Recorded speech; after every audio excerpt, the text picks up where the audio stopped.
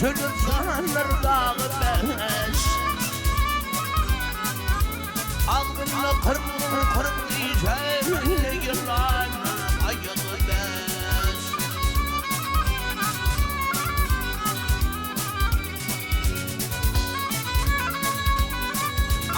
Ne matadır karşı çekeceğim Ne tutuyordur borcu çekeceğim Ne kanadır borcu çekeceğim Bağvan yetmiş bağlı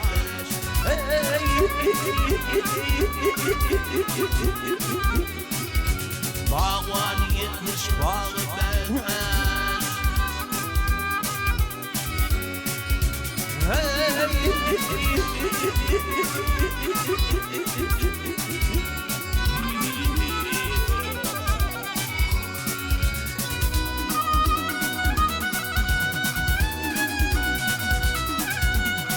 Finanda başkan dağı var Dağı tıldır yağı var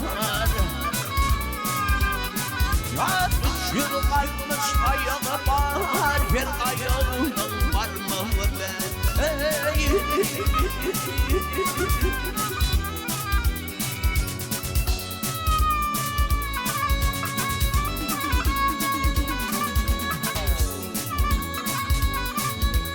Karım kızım yedirelim Bırıyırım meşhadim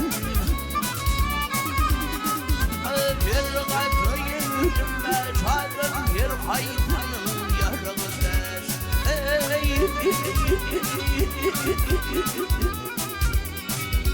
Maktul birnin alar Nevuncadır şehri divan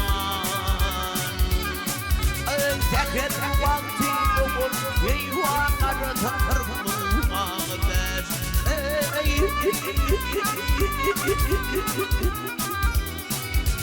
Teker vakti olur Eyvanları takırdım ağabey Karı takırdım ağabey İğliyorlar ayağı ben